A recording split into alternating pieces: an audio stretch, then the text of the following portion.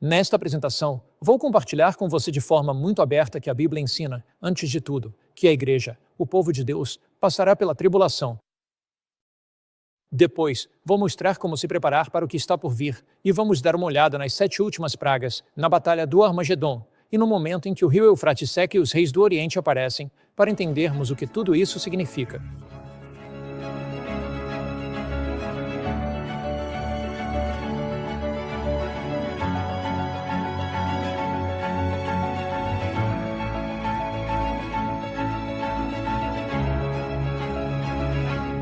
Uma das maiores enganações de Satanás, na minha opinião, em relação aos eventos dos últimos dias, é a ideia de que o povo de Deus não passará pela tribulação. Por que isso é significativo? Isso é significativo porque, se você acredita que será arrebatado a qualquer momento e não precisa se preparar para o que está por vir, quando os eventos do futuro acontecerem, você ficará completamente sobrecarregado. Se você acredita que não estará aqui quando a marca da besta for imposta, se acredita que não estará presente nas grandes provações da história da Terra que estão por vir, então a sua preparação para esses eventos será significativamente diferente do que seria se você entendesse o que a Bíblia realmente diz. Mas primeiro, vamos diretamente à Bíblia e observar 4 ensinamentos claros das Escrituras que revelam que a Igreja passará pela tribulação. Muitas pessoas leem livros sobre a tribulação. Elas ouvem seus pregadores favoritos na TV falando sobre a tribulação. Mas muitos deixam de ir diretamente à Bíblia para ver o que ela diz. Eu adoro aquele poema que diz: "O que diz a Bíblia? A bendita Bíblia para mim." Os ensinamentos dos homens tantas vezes me enganam. Mais que esta seja a minha única pergunta: o que diz a Bíblia? A bendita Bíblia para mim? Você não concorda que precisamos ir diretamente às Escrituras? Então vamos lá. Apocalipse, capítulo 15. Vamos começar pelo versículo 1.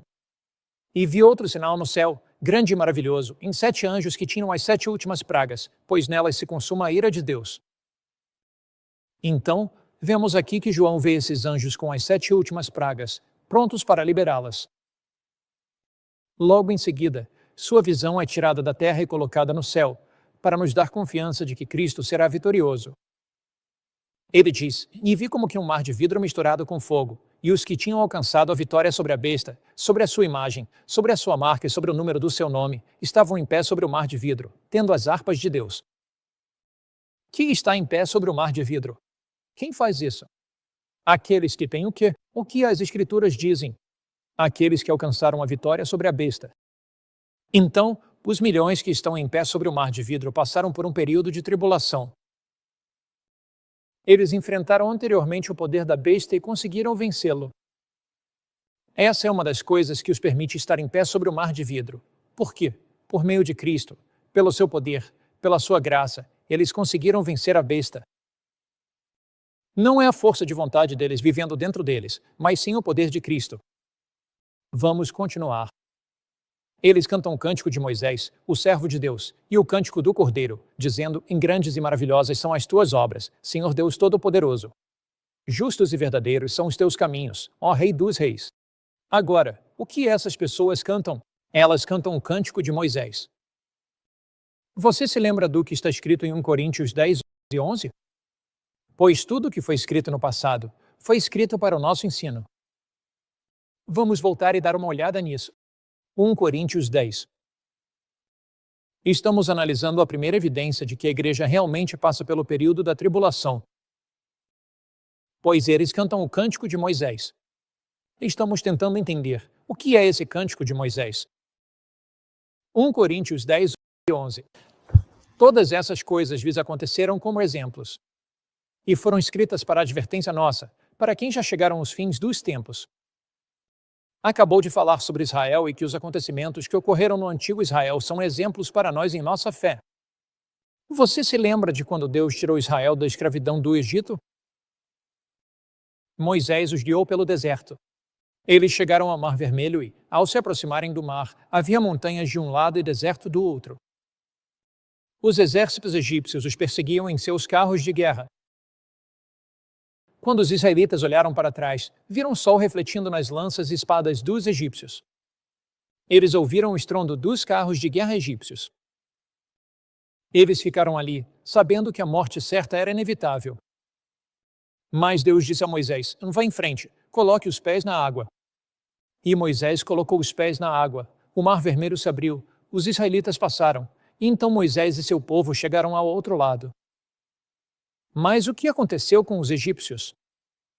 A água desabou sobre eles.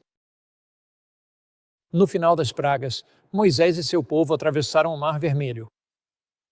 Mas você se lembra do que aconteceu antes disso? Houve 10 pragas. Elas foram derramadas sobre o Egito. Onde estavam os israelitas durante essas 10 pragas? Eles estavam dentro do Egito. O que aconteceu quando o mar se abriu? Eles foram libertos e os egípcios foram destruídos. Foram mortos dentro do rio, dentro do Mar Vermelho. Agora, do outro lado do mar, em Êxodo, capítulo 15, você verá que Miriam começa a liderar os israelitas no cântico, e chamamos isso de o Cântico de Moisés. Êxodo, capítulo 15. Israel estava presente durante as pragas, foi liberto ao final das pragas, e o Cântico de Moisés é um cântico de vitória e triunfo para Israel. Veja, Êxodo 15. Então cantaram Moisés e os filhos de Israel este cântico. Este é o cântico de Moisés, Êxodo 15, versículo 1, ao Senhor. E disseram: encantarei ao Senhor, porque triunfou gloriosamente. Ele lançou o cavalo e seu cavaleiro no mar. O Senhor é minha força e meu cântico, ele se tornou a minha salvação. Ele é meu Deus, e eu o prepararei uma habitação, o Deus de meu pai, e eu o exaltarei. O Senhor é homem de guerra, Senhor é o seu nome. Os carros de Faraó e seu exército ele lançou no mar. Então, o que é o cântico de Moisés? É o cântico da vitória. É o cântico do triunfo. É o cântico que, ao final das pragas, o povo de Deus foi liberto. O que cantamos? O cântico de Moisés. O que é isso? É o cântico de vitória e triunfo, de que alcançamos a vitória pela graça de Cristo sobre a besta, e nós não recebemos a marca da besta, fomos fiéis e permanecemos firmes por Deus durante esse período das pragas, fomos libertos ao final das pragas, e estamos de pé sobre o mar de vidro. Bem, aqui está a primeira evidência, em todas aquelas coisas que aconteceram com eles aconteceram como exemplos. Elas foram escritas para nossa advertência, para quem já chegaram os fins dos séculos. Então, a experiência de Israel ao passar pelas pragas é um exemplo para nós de que passaremos pelas pragas protegidos por Deus, libertos por Deus, e ao final desse tempo, cantaremos o cântico da vitória. Em Apocalipse capítulo 15, temos a segunda evidência de que realmente passamos pelas pragas. Novamente, se você ler o que muitas pessoas dizem, elas vão afirmar que somos libertos antes das pragas, arrebatados, se preferir. Mas isso não é, de fato, o que a Bíblia ensina. Apocalipse, capítulo 15, e repare no que as Escrituras dizem. Quando seguimos a Bíblia, e fazemos isso com muita clareza, o próprio Deus se revela a nós na Bíblia. Você se lembra de João 17, versículo 17, que diz: quem santifica-os na tua palavra, a tua palavra é o quê? Verdade. E então, ao olharmos aqui para Apocalipse 15, diz no versículo 6, e saíram do templo os 7 anjos, tendo os 7 flagelos, vestidos de linho puro e resplandecente, e cingidos ao peito com cintos de ouro. E um dos 4 seres viventes deu aos 7 anjos 7 taças de ouro, essas são as taças das 7 últimas pragas, cheias da ira de Deus, que vive para todo sempre. Agora, repare no versículo 8. E o templo encheu-se de fumaça por causa da glória de Deus e do seu poder. E ninguém podia entrar no templo até que se cumprissem as 7 pragas dos 7 anjos. Agora, não está claro? Poderia ser mais claro do que isso? Ninguém pôde entrar no templo até que as 7 pragas fossem cumpridas. Portanto, não entramos no templo de Deus, no céu, antes das pragas. Nós passamos pelas pragas, cantamos o cântico da vitória e então entramos no templo. Você consegue se lembrar de outra ocasião na Bíblia em que o templo foi preenchido com a fumaça e a glória de Deus? Com certeza. Quando o templo, o santuário literal na terra, foi inaugurado, o templo se encheu da glória de Deus e ninguém podia entrar nele. E assim, mais uma vez, o templo será preenchido com a glória de Deus ao final das pragas. Os ímpios terão sido destruídos quando Jesus vier. E quando Jesus vier, ele vem para nos levar para casa. E a sua glória encheu o templo. Agora, nós entramos no templo de Deus com ele. Então, essa é a segunda evidência de que ninguém pode entrar no templo até que as 7 pragas sejam cumpridas. A terceira evidência, claro, está nos Salmos. Você tem salmo após salmo que fala sobre o fato de que nós passamos pelas pragas, passamos pela tribulação, passamos pelas provações e dificuldades, e Deus nos protege. Um bom exemplo disso é o Salmo 91. Salmo 91. E aqui, no Salmo 91, temos pragas e promessas. Esse é um dos salmos mais encorajadores de toda a Bíblia. Diz assim: Indirei do Senhor, versículo 2, Ele é o meu refúgio e a minha fortaleza, o meu Deus, em quem confio. Certamente Ele te livrará do laço do passarinheiro e da peste perniciosa. Qual é a primeira praga? É a peste perniciosa. Ele vai nos livrar disso. Ele te cobrirá com suas penas, e debaixo de suas asas encontrarás refúgio. Não terás medo do terror noturno, nem da flecha que voa de dia, nem da peste que se propaga nas trevas. Qual é a outra praga? É a peste que anda nas trevas, nem da mortandade que assola ao meio-dia. Qual é a outra praga? O sol que queima os homens. Então, isso obviamente está falando das pragas. 1000 cairão ao teu lado, Salmo 91, versículo 7, 10.000 à tua direita, mas tu não serás atingido. Portanto, passaremos pelas pragas com fé em Cristo, protegidos por Cristo durante as pragas, e veremos 1000 caírem ao nosso lado, mas isso não chegará até nós. Por quê? Porque estamos debaixo da sombra de suas asas. Ele está nos protegendo e guiando durante essas pragas. Ele é o nosso defensor durante as pragas. Agora, repare no que diz. Aqui no versículo 8. Somente com os teus olhos contemplarás e verás a recompensa dos ímpios. Portanto, veremos os juízos de Deus caindo sobre os ímpios durante esse período, durante as pragas. Porque fizeste do Senhor, que é o meu refúgio, o Altíssimo, a tua habitação. Nenhum mal te sucederá. Agora, repare na próxima frase. Nem praga alguma chegará à tua tenda, porque aos seus anjos dará ordens a teu respeito, para te guardarem em todos os teus caminhos. Então, perceba que diz, e nenhuma praga chegará à tua tenda. Porque estamos ali, protegidos por Deus. Lembre-se do Salmo 46, em Deus é o nosso refúgio e fortaleza, socorro bem presente na angústia. Portanto, não temeremos, ainda que a terra se mude, ainda que os montes se transportem para o meio do mar, Deus está no meio dela, não será abalada, Deus ajudará ao romper da manhã. Então, mais uma vez, ao longo dos Salmos, Deus é o nosso refúgio e fortaleza. Aqui está a última evidência, que são as parábolas de Jesus. Nas parábolas de Jesus, o trigo e o joio existem juntos até a colheita final. Não há um arrebatamento seguido de uma tribulação de 7 anos e depois Cristo vindo para buscar seus santos no início e vindo com seus santos no final. Nós não encontramos isso. Você não encontra isso nas parábolas. Por exemplo, você olha para Mateus capítulo 13, e ali está a parábola do trigo e do joio. E, em Mateus capítulo 13, diz no versículo 30, deixem ambos, ou seja, o trigo e o joio, crescerem juntos até a colheita, e no tempo da colheita direi aos ceifeiros, ajuntem primeiro o joio e amarrem-me em feixes para ser queimado, mas recolham o trigo no meu celeiro. Então, nessa parábola, o joio é recolhido primeiro e queimado, depois o trigo. Em outras palavras, é um evento simultâneo. Ele conta outra parábola, a parábola do reino dos céus, como um grão de mostarda, e fala sobre como ele cresce e se expande pela terra. Então o evangelho vai avançar. Um decreto será promulgado, de acordo com Apocalipse 13, condenando o povo de Deus à morte. A marca da besta será imposta. O povo de Deus será fiel a ele, e enquanto forem fiéis, cada indivíduo na terra tomará uma decisão final e irrevogável a favor de Cristo ou contra Cristo. Quem é justo, continue sendo justo. Quem é santo, continue sendo santo. Quem é injusto, continue sendo injusto. Quem é impuro, continue sendo impuro. Quando essas decisões são tomadas, a liberdade condicional humana se encerra. As 7 últimas pragas então são derramadas. O povo de Deus confia fielmente nele durante as pragas. Ao final das pragas, eles cantam o cântico de Moisés. Eles são protegidos durante as pragas. O trigo e o joio crescem juntos até a colheita. No final dessas pragas, Jesus vem. Ele recolhe o seu trigo para o seu celeiro. Seu povo é arrebatado para encontrá-lo nos céus. Os mortos justos são ressuscitados, os vivos justos são transformados pelo seu poder e graça, e os ímpios são destruídos pelo esplendor de sua vinda naquele momento. Agora, você pode se perguntar: e o amor de Deus? Podemos analisar essas pragas uma a uma, ver por que Deus derrama essas pragas?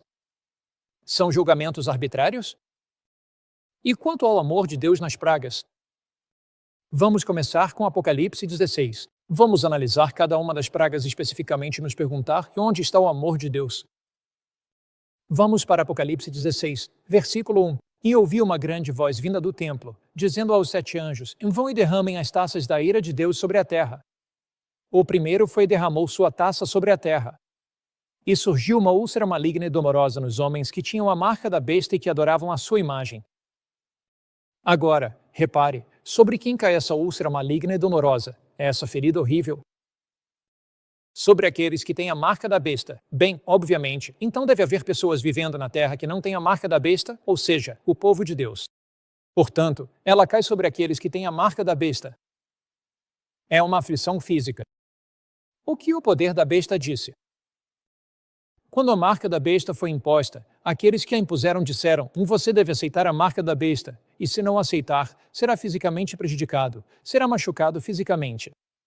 Você será açoitado. Será perseguido. Se não aceitar a marca da besta, você e seu corpo sofrerão uma dor enorme. Então aqui, a primeira praga nos mostra que só a segurança física em Cristo. Aqueles que receberam a marca da besta sofreram com a úlcera maligna e dolorosa. O que isso quer dizer? Está dizendo para entregar sua vida a Cristo. Toda a segurança física está em Cristo. Cristo é o nosso refúgio e fortaleza. Vamos para a segunda praga. E aqui na segunda praga diz: e o segundo anjo derramou a sua taça sobre o mar, e este se tornou como o sangue de um morto, e morreu todo o ser vivente que havia no mar. Você consegue imaginar o que aconteceria se todo ser vivo do mar morresse? Pense na poluição, pense no mau cheiro e na podridão. Pense na interrupção das cadeias de suprimentos. Pense no fato de que você não poderia enviar mercadorias pelo mar. Isso criaria um desastre econômico e comercial. O comércio econômico pararia quase imediatamente.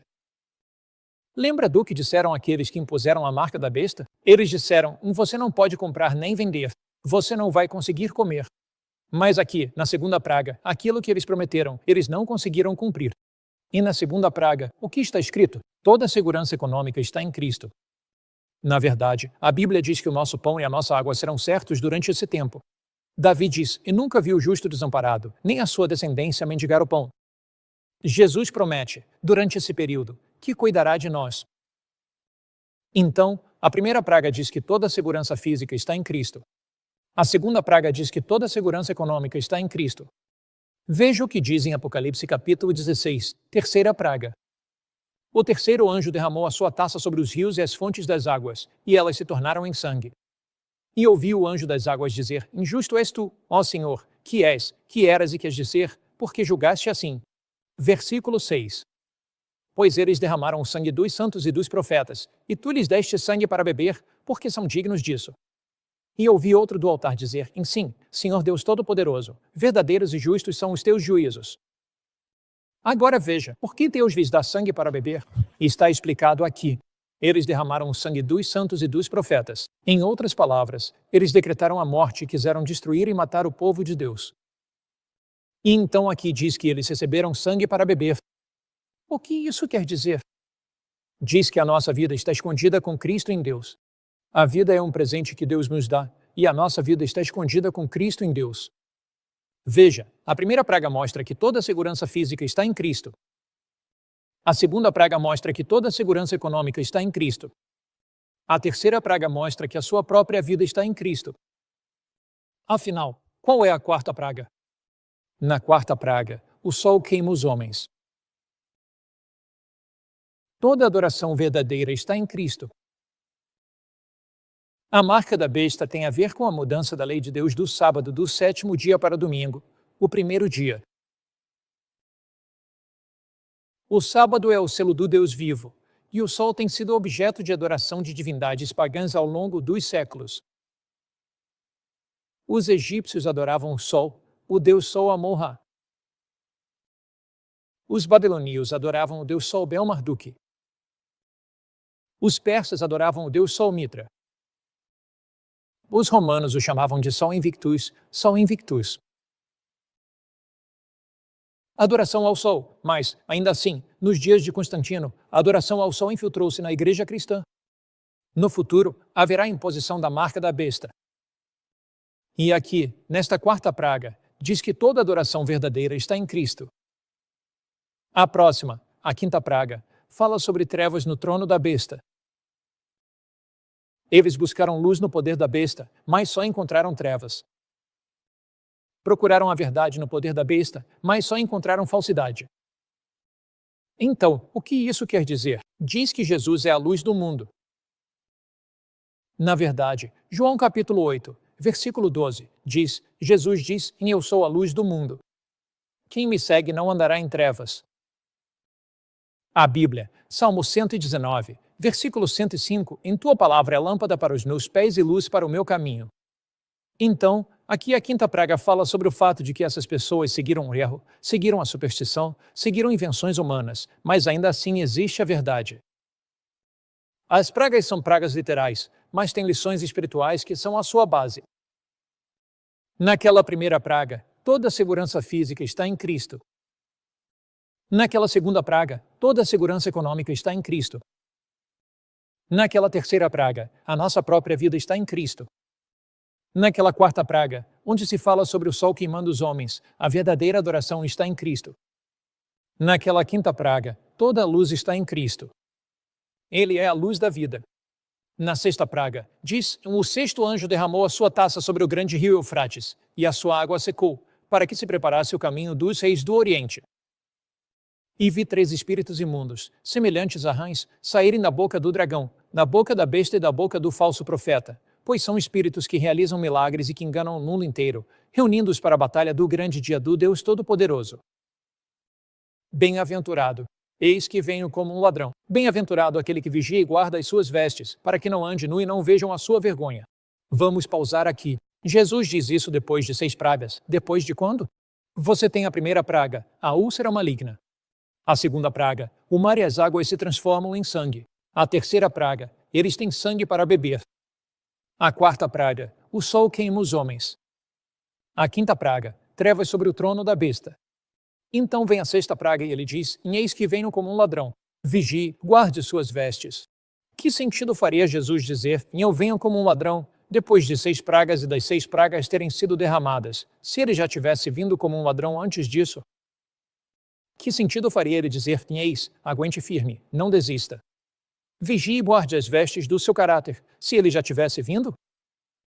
Então, esse texto por si só, se fosse tudo o que tivéssemos, e temos muito, muito mais, já provaria que passamos pela tribulação fiéis a Cristo. Agora, o que significa o sexto anjo ter derramado sua taça sobre o grande rio Eufrates? Na Bíblia, a água representa povos, nações ou línguas. Apocalipse 17, versículo 15, diz, e ele me disse, e nas águas que viste, onde se assenta a prostituta, são povos, multidões, nações e línguas. Então, o rio Eufrates, nos tempos antigos, passava por Babilônia. Quando o rio Eufrates secou, Ciro e suas tropas marcharam pelo leito seco do rio, subiram até a cidade da Babilônia, atacaram-na e a derrubaram naquela noite. O rio Eufrates, o rio literal, era o sistema de apoio para a Babilônia. Nos últimos dias, temos a Babilônia espiritual. Confusão, religião falsa, erro, apostasia, ilegalidade, viver de maneira contrária à lei de Deus. O rio Eufrates, o que ele representa? Nos tempos antigos, ele representava o sistema de apoio de uma cidade literal, a Babilônia. Mas o que ele representa de acordo com Apocalipse 17 e 15? Povos, nações, línguas, e assim no sistema de apoio da Babilônia seca. Ou seja, pessoas que antes faziam parte desse sistema se voltam contra ele. Por quê? Porque os que impõem a marca da besta disseram, se tivermos um governo mundial, se você atece, se você aceitar a marca da besta, se você adorar da maneira que ordenamos, se você fizer isso, isso trará paz e alegria à terra. Mas isso não aconteceu. As pragas vieram em rápida sucessão. Então, o sistema de apoio à Babilônia, a essa união político-religiosa, essa união de igreja e Estado, todo esse sistema de apoio desmorona porque eles não conseguiram cumprir o que prometeram. E então, o que acontece? O diabo sabe que precisa fazer alguma coisa. Então diz: são espíritos de demônios, que realizam milagres e vão aos reis da terra. Eu vi, verso 13, 3 espíritos imundos, semelhantes a rãs, saindo da boca do dragão. Isso é o paganismo. A besta, isso é o papado. E a boca do falso profeta, isso é o protestantismo. Essa é a união triunfante das religiões falsas, todas unidas. E Satanás age por meio de milagres. Ele tenta enganar, e isso leva à grande batalha do Armagedon. Qual é o verdadeiro significado da batalha do Armagedon? Todas as forças do inferno estão unidas. Todas as forças do mal estão unidas, e elas avançam contra o povo de Deus para destruí-lo. É esse conflito final entre o bem e o mal. É esse conflito cósmico entre Cristo e Satanás. Mas, nesse momento, ocorre a 7ª praga. Pedras de granizo caem do céu. Nós lemos isso aqui. E o 7º anjo derramou sua taça no ar. E veio uma grande voz do céu, do trono, dizendo: está feito. Houve vozes, trovões, relâmpagos e um grande terremoto, e a grande cidade, Babilônia, foi dividida e caiu, e toda montanha e ilha foram removidas dos seus lugares, e uma pedra de granizo do tamanho de um talento caiu do céu, isso equivale a 30 quilos. Então, o que acontece? Jesus disse: está feito. Acabou. Pecado, doença e sofrimento, nunca mais. Doença, desastre e morte, nunca mais. Poluição e pobreza, nunca mais. Confusão e caos, nunca mais. Jesus disse: é hora de buscar o meu povo. É hora de libertar o meu povo. Então Jesus desce pelo corredor do céu, mas antes disso, a 7ª praga acontece. Terremoto, toda montanha e ilha são removidas dos seus lugares. As pedras de granizo caem. Os ímpios são destruídos. Os justos mortos são ressuscitados. Os justos vivos são transformados. Justos mortos e justos vivos recebem corpos imortais. Eles são arrebatados para encontrar Cristo nos céus. Eles foram fiéis a Cristo, fiéis quando a marca da besta apareceu, fiéis nas 7 últimas pragas. Pela sua graça, pelo seu poder, por sua misericórdia, por seu amor, eles não cederam. Meu amigo, Jesus está te conduzindo a algo muito mais profundo do que você já experimentou no passado. Ele está te guiando para uma fé que vai suportar provações, dificuldades e sofrimentos, a fé de Jesus. Pela graça de Deus, estenda a mão para Ele agora mesmo e diga: Senhor, obrigado pelas promessas de Deus. Obrigado porque estou do lado vencedor. Obrigado porque Jesus está ao meu lado para me fortalecer nas provações de hoje e me preparar para as provações de amanhã. Obrigado porque o Senhor nunca vai me deixar nem me abandonar. Obrigado porque, quando o poder da besta impor sua marca, em Cristo eu posso ser vitorioso. Obrigado porque terei anjos me protegendo durante as pragas. Obrigado porque, mais uma vez, o Senhor virá para me levar para casa. Vamos orar. Pai do céu, te agradecemos de todo o nosso coração porque Jesus Cristo é nosso Salvador e Redentor, porque Ele morreu por nós e porque Ele virá novamente para nos buscar.